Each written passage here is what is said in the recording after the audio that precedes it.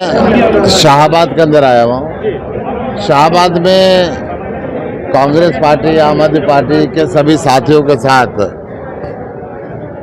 जो समय बचा 37 दिन, इसको कैसे इस्तेमाल करना है, कैसे गांव-गांव के अंदर जाना है, कैसे लोगों को हाथ जोड़ने हैं, कैसे ये देश के संविधान को तोड़ने पे बीजेपी लगी हुई है, देश के लोकतंत्र को खत्म करने पे बीजेपी लगी हुई है, किसानों के ऊपर जो अत्याचार किए, बेटियों पर जो अत्याचार किए, उसको कैसे समझाना है। कल मैं देख रहा था बीजेपी के कैंडिडेट एक बोरी उठा के किसान हितैषी होने का नाटक रच रहे थे। जब इसी कुरुक्षेत्र में पीपली पे किसानों पे गोली की शुरुआत हुई, जो कुरुक्षेत्र से शुरुआत होकर पूरे देश के अंदर बीजेपी ने जुल्म किया, किसानों के ऊपर मुकदमे करे, 1.5 साल तक सर्दी, गर्मी, बरसात, तूफान के अंदर किसानों को बैठा के रखा। उस समय नवीन जी कहाँ थे? मैं उनसे पूछना चाहता हूँ, जो हवाई जहाज में रहने वाले, एक पानी का गिलास ना उठाने वाले, आज बोरी उठा के दिखा रहे हैं।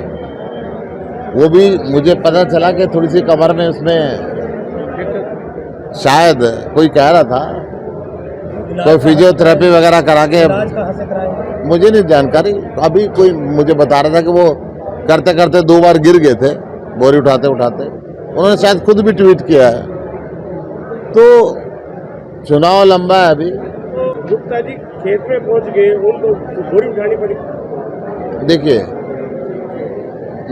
मैंने बताया, मैं तो जमींदारों के गांव का बढ़िया हूँ भाई।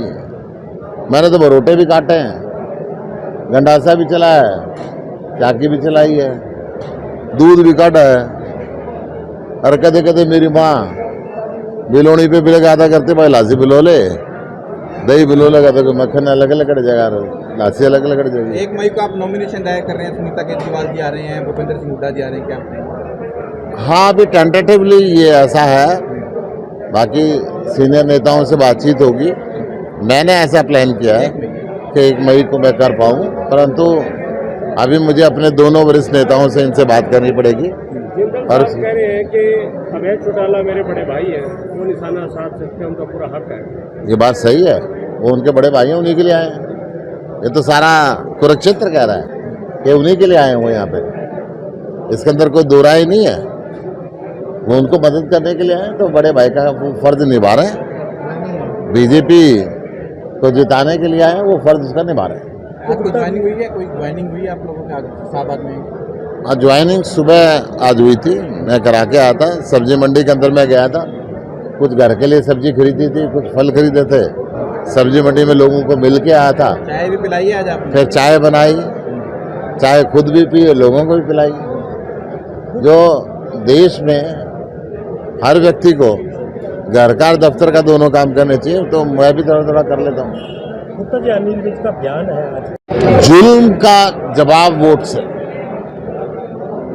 दिल्ली की जनता ने कहा, ना इसे डरना, ना झुकना, ना टूटना, ना बिकना।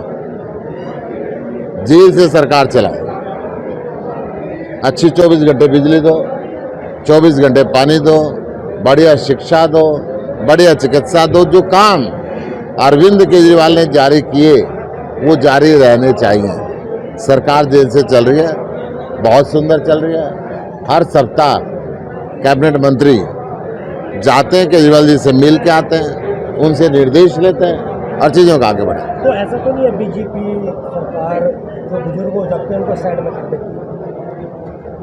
बीजेपी सरकार तो भाई इनके संस्कार ही है बुजुर्गों को साइड में कर देना, ये सदा ही करते आए। इनके अनिल विज तो बहुत दुखी है बेचारा, उनकी हालत पे मुझे भी ऐसा लगता है कि शायद बीजेपी ने अच्छा नहीं किया। वो सीनियर मोस्ट है।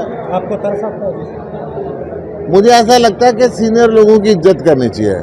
अगर घर के अंदर अपने घर को, कि आप बुजुर्गों की इज्जत करना बंद कर दोगे तो कैसा घर का हाल होगा, आप अंदाजा लगा सकते। मनोहर लाल भी हटा दिए ना सीएम से। मैं तो ये कह रहा हूँ कि कोई भी हो, बुजुर्गों की घर में इज्जत होनी चाहिए और सरकार में भी होनी चाहिए। उनके तजुर्बे का लाभ उठाना चाहिए, उनसे चर्चा करनी चाहिए। वो तो कह रहे हैं हमारे से किसी ने पूछा ही नहीं।